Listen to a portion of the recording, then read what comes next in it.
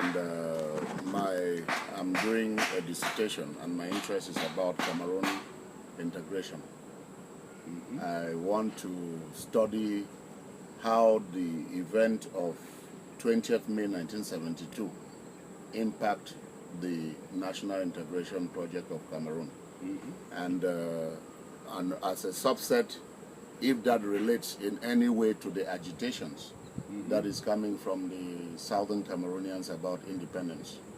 So I remember you had made in the heydays of politics in the 90s, you took some interest to address the Anglophones, where even in your own talking you adopted the federal structure and all that. So I remember that, and then when I was thinking of people to talk to on this side, because I spoke with Professor Asonganyi, and you are the next person I'm talking on the side of the the other side. So what would you say about where would you think we are today with the Cameroon national integration, and how do you define it in the context of Cameroon national integration? My position hasn't changed. I believe that the best structure for our country is the federal system, which means that each part must have enough autonomy to organize itself, and on global matters we have to come together, because what we see in the world is that the very small and tiny structures don't have enough power. This is why Europe is building United Europe, where America is looking for integration. So at a certain point we have to be integrated. But at the basic point, each of us must be able to handle his own problems from the basis.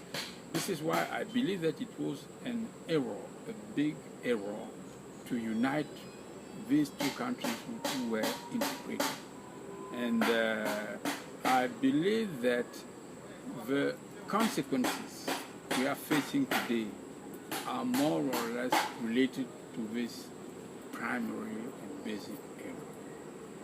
And I don't see how we'll be really integrated unless one part is melt into the others, which is not really believable, because we are not speaking the same language, we don't have the same approach, we don't have the same culture, the same sense of democracy and so on. So trying to put all this together doesn't make any sense. And furthermore, if you want the people to reach a point or an objective, your objective must be very clearly defined. If we go for an integration, what is the objective of this integration? Is it for all the people to think the same thing, to do the same thing, to wear the same thing, to eat the same thing, or you have to keep them enough diversity so they get rich with what everyone is bringing on the table. My position hasn't changed, and I believe that if possible, we'll have to go back to a federal system. Now, history has changed. If we go back to a federal system, it must not be Anglophone and Francophone. It must be quite loose. Like in the United States, you have 52 states, and each of them, you have tiny one, you have very big one, but each of them is organized itself, and they find a way to go together. Even like in Nigeria, you have seen that in Nigeria, this country hasn't exploded because they were in a federal system. Imagine that they were only in one system. It would have been terrible to face all these differences here and there. But as far as each of us know that in my state, I have enough autonomy to do the things the way I want them to be done and to improve the regional state, it will bring more peace and more really integration. You are an accomplished intellectual and a very seasoned politician as far as the Cameroonian political psyche is concerned. How would you, in what you are saying, define national integration? And it seems as if you're saying that 1972, 20th May 1972 was a big political blunder. In my opinion, it was a blunder, because I believe that I've already many arguments to give a basis, a justification to this decision, to this event, and I was convinced by none. The most important was that we have to spare money. If we have two states, if we do one federal state and two states, it costs a lot of money because we have budgets here and there, and we'll spare some money if we go for one state system. This is a nonsense, because the problem is not to save or not to save money. The problem is to take the best system for people to live with. And once you have a system, you look for money necessary for that.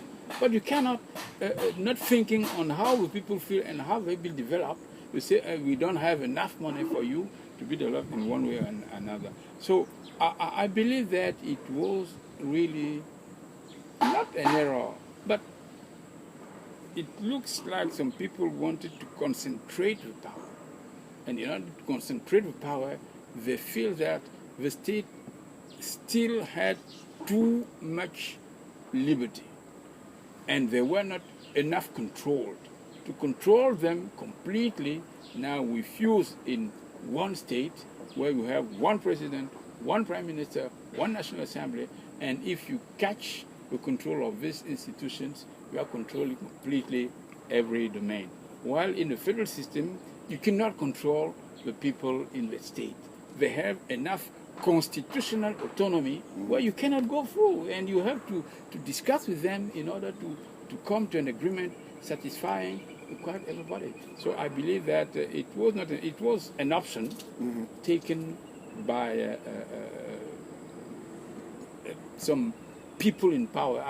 I don't like to say the president, because the president is not alone. He has many people with him, and we must not forget that we were also facing this problem of rebellion, and maybe we were afraid that with the federal system, the rebellion, the revolutionary people would like to go through the state's power in order to confront the central power. Maybe, I don't know, but for me, definitely for Cameroon, it was not something. Were you already politically active when that referendum was done? At that time, I was in Europe, I was in France, I was studying and working. Of course, I was taking care of what is happening in my country, but I was not so active, maybe in students' affair, but in the national affair. And what could I do? Well, so you think part of the problem started with the ordinance that was passed in 1962, that which was intended to combat the UPC rebellion? Yes. The terrorist act, which you might call in the context of today. Yes, I believe that the start was there. Okay. The start was there, and what I can say is that many, especially Anglophone leaders, were not aware of what is really going on. Or naive? There was, I couldn't say naive, because some of them knew that this will lead to a super powerful president. Like Bernard Furlong? Yeah, Bernard Furlong, like Njua, and even inside the Francophone Council, somebody like Kemaju, when they started asking special powers, he just declared that this will lead us to a superpower president which will deny all liberties. So it was like that. But maybe people didn't consider as much. They thought that we wouldn't go too far. Shifted to Muna, who went the Speaker of the Assembly and so on. So we had some tricks. But basically it started even from 1958. At that time, we were not united. But the people who took the power, they didn't care about the reunification. They didn't have that in their program. UPC had it in its program.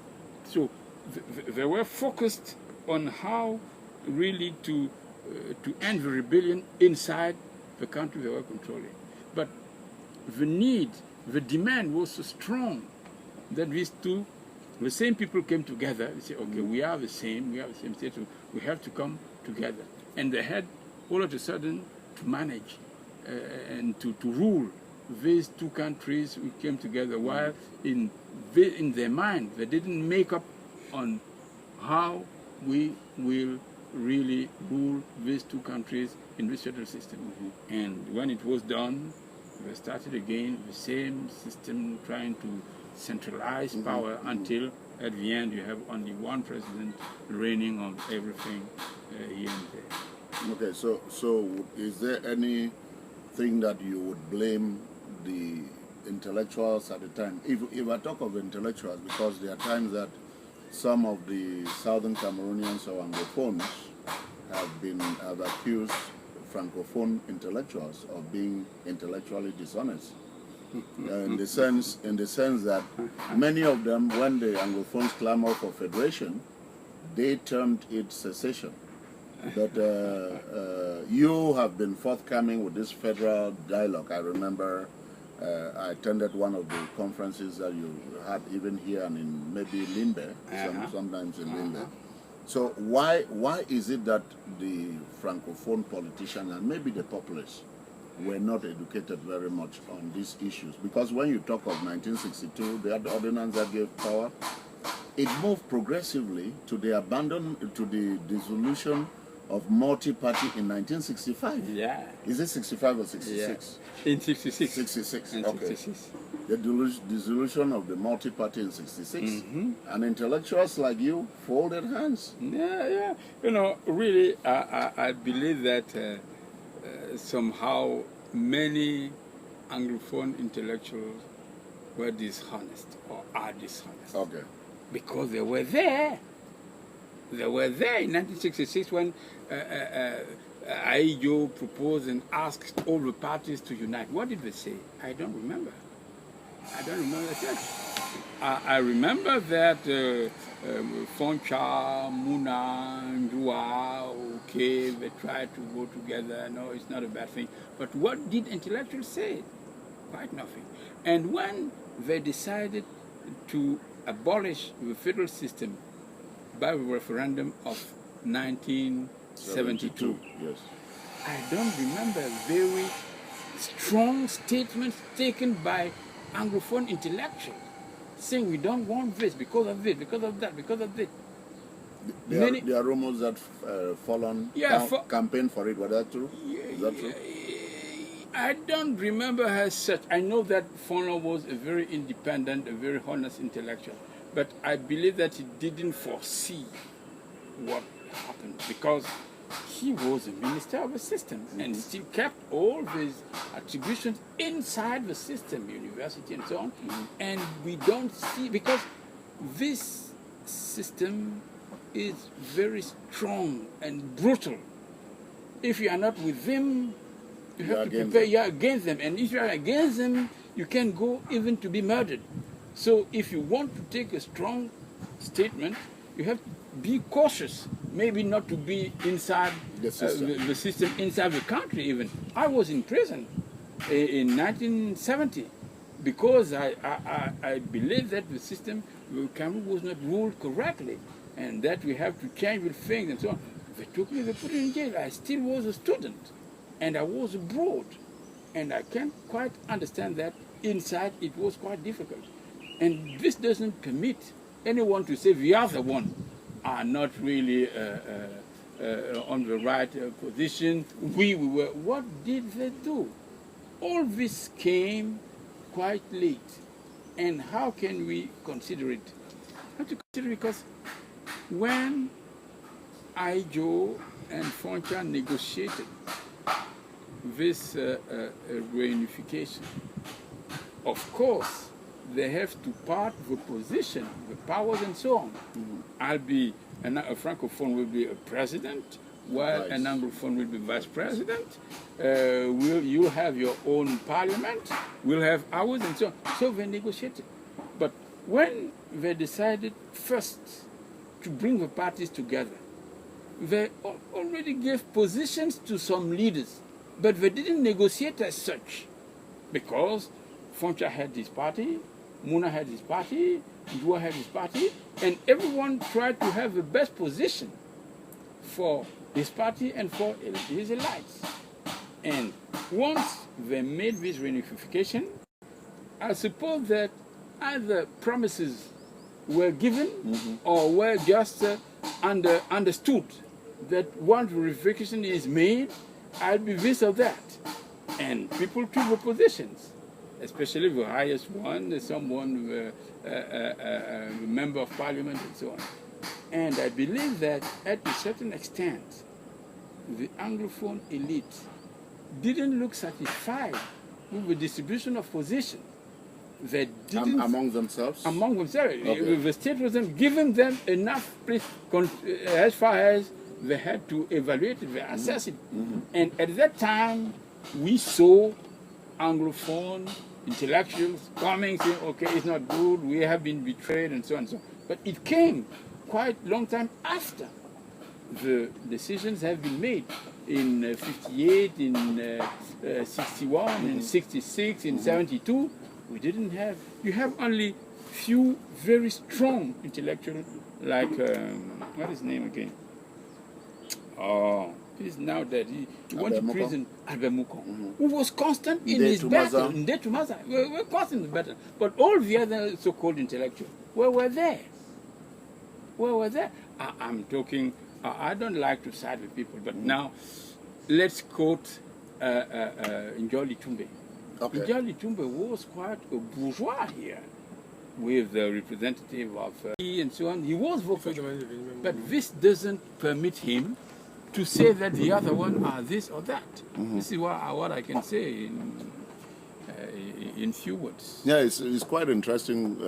What I've admired with you is your intellectual. I'm speaking to you now in English, and you're speaking perfect English. I try. You know, and you are not even new school, like now that everybody is sending their children to America and all those other places. Yeah.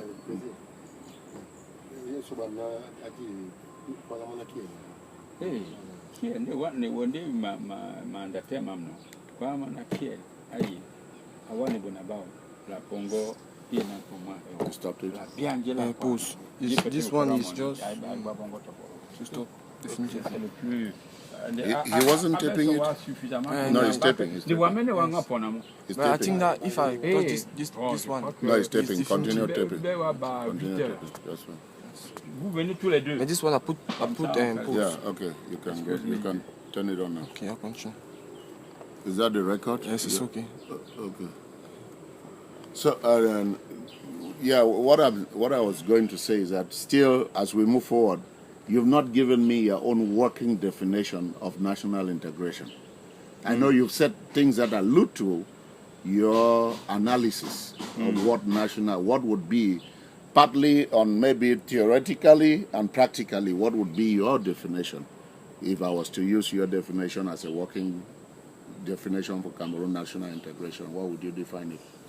You know, this term of integration, I didn't give a precise idea of it because I don't like it. It doesn't seem relevant to me. What doesn't seem relevant in national integration? Integration. Okay. When you go to Germany or to France or to America, they have foreigners who came in the countries who want to be granted with the citizenship of this country. And they ask them to be integrated before they are granted with this citizenship, because they are coming from other cultures, other languages, other beings, and so on. But when you are inside the same country, you want to integrate who? To what? You want to integrate.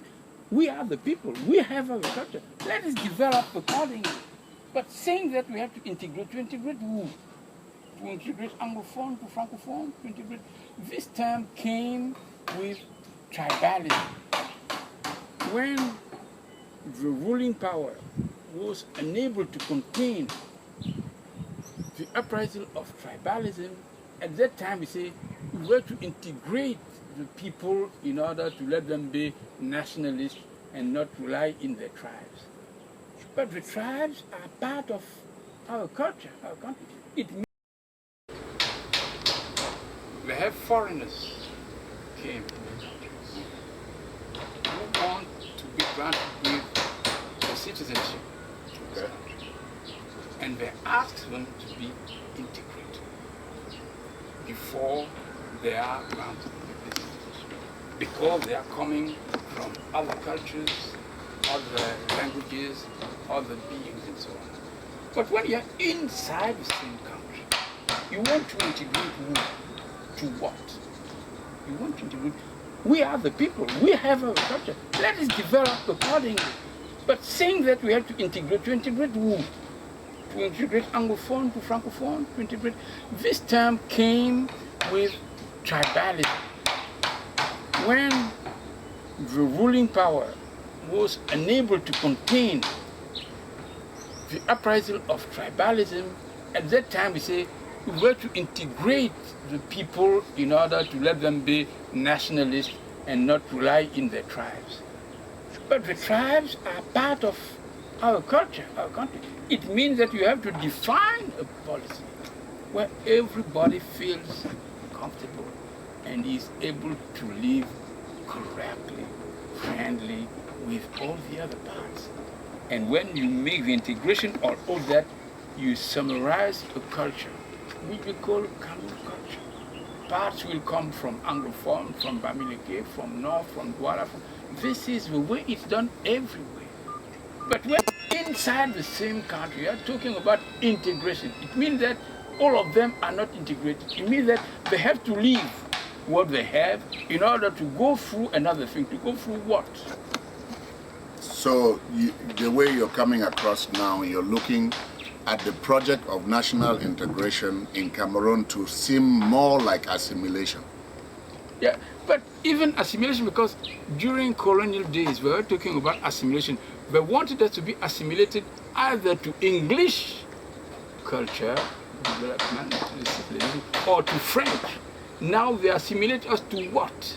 But that's what happened to the southern Cameroons, that they are crying that they are being assimilated into French. Instead, most of their Anglophone things are being dismantled. Like somebody gave me example of marketing board, the Power Cam, and the Cameroon Bank, and all of those things that were taken away from them and brought here. That would be assimilation. That was the interpretation of national integration by the Cameroon standard. And if I'm pressing on you, is because as an intellectual and as very, very careful intellectual as you are and a politician, I wanted to get your own version. Because to me, looking at Francophones, you have been the closest thing that comes to my own interpretation of the structure of the country, away from other Francophone intellectuals.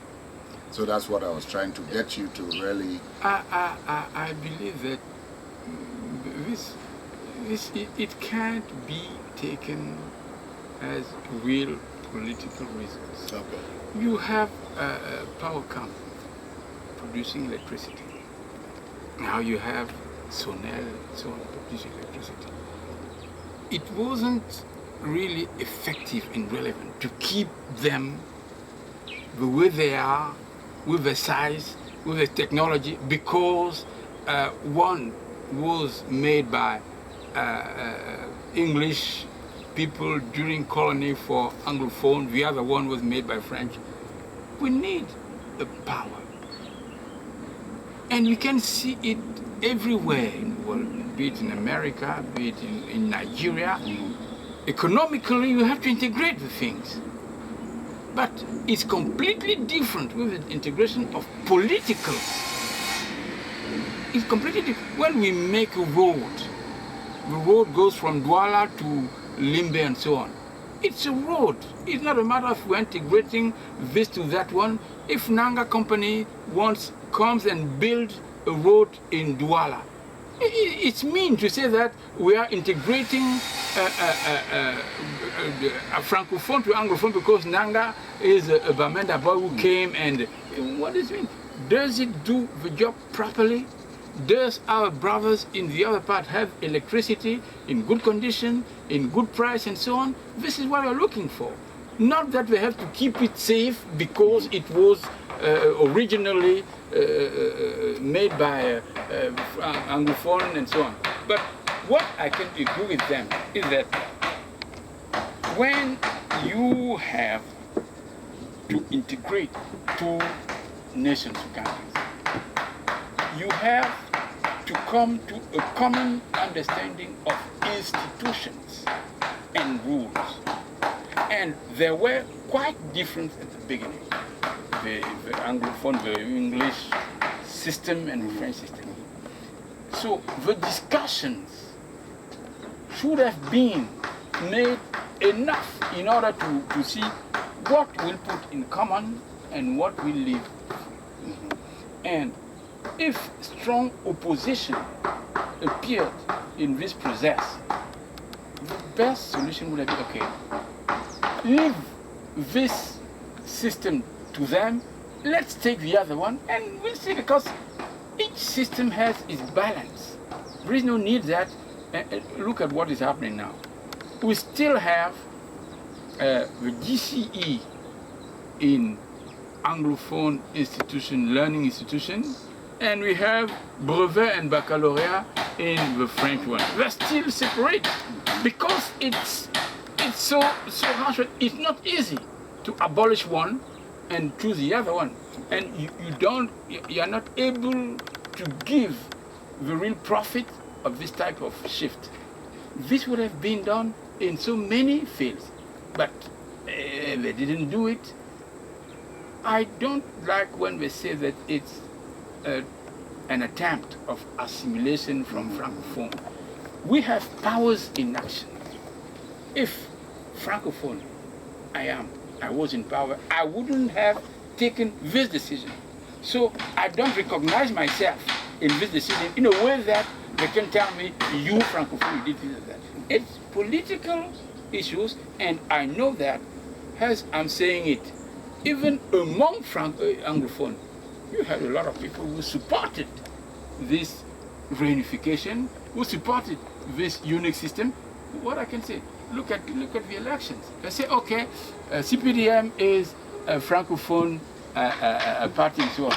But when we go further, you see that in Anglophone areas, it voted, let's say in Southwest, 100%. It means that some Anglophone are voting for it. Okay. So it's dishonest after somebody has voted for CPDM to come to me and tell me that this is Francophone. No, it's a political issue, and let's go and discuss it politically, and Cameroon will be divided. Some will support the federal system, some will support another thing, some will support a double system, a duplicate system of laws, because the common law and the French law is not the same, the behaviors are not the same, and so on. But let's be responsible of what we are out for and defend it, arguments against arguments, not to plague it on Anglophone and Francophone, and this will not be enough. So do you think 1972, 20th May 1972 could be considered illegal as far as integrating or moving Cameroon forward? You think because I'd say this in reference to the Federal Constitution of 1961, Article 47 stated very clearly there were enough checks and balances that could be read in that constitution, even if it was not perfect. And remember, there were minority rights that were guaranteed. For instance, the majority Francophone parliamentarians could 100% support a bill and vote for the bill if it did not meet 2/3 of the Southern Cameroons or West Cameroon parliamentarians. That law cannot be promulgated or passed. So would you consider, with the arrangement, because the basis of negotiations of reunifications to come together between Southern Cameroons and La République du Cameroon was embedded in 1961 Constitution, and it was very clear in Article 47 that there should be no action whatsoever to change the structures of the country from the federation. Yeah, you know, I may say two things. Historically, when the United Nations organized a referendum asking the Southern Cameroon to choose Plebiscite. Plebiscite, either to join Nigeria or to join Cameroon. Southern Cameroon was not split. It was one, no territory in the United Nations. They didn't have two. When the plebiscite went on, and the majority voted for reunification, they discovered that they can split it into two and check that majority is in either side and so on. Because it means that when you take the evolutions of the nations, it's not easy to see that people are really stuck to legality, to constituency, and so on. Political interests intricate, so it's more or less the same thing. And not only that same thing, but when you have one state, you have this constitutional debate, as we tried to raise it when we decided to remove the limitation of the mandates. The people is sovereign. Does it mean that he cannot put any obstacle to its own decision? Even if before he had taken a decision and declared that we'll never vote again concerning this decision. And they say, we are the people, we are the nation, we feel free to make any decision, even if it has been taken before. This debate, you don't have a real issue. And it goes furthermore. Look at European nations. European nations, they wanted to vote for the new agenda, and they asked the people to make a referendum. Some made referendum, like France, and rejected the European Union, this new country. What did they say? What did they do? They went back to National Assembly. They controlled the majority, and they went against the decision made that the whole people in referendum. They say, okay, we are represented. It means that, okay, we can discuss quite a lot on this, but it will be very difficult for us to find an issue through that. When you go in history, sovereignty, was this king really, had he a legacy to govern, or, okay, the reality of the politics is also there. But if, I still believe that if people were vocal enough, maybe, I say maybe because at that time, the Cameroonian regime had a strong support from foreign powers. And if those powers were backing you at that time, it was not easy to obtain a different decision from the one they have agreed to. Because I don't say that it's the real reason, but at that time, most of the gas was discovered in the Anglophone area. We didn't know if further they'll find some other gas in the Francophone, but at that time, the gas was in that area. And maybe some powers who wanted to make sure that they'll just take advantage to control that, back the idea that let's put it in the same nation so we control everything. I don't know, it's just... So do you think that part of why they had to go through that route was because they fear the political culture that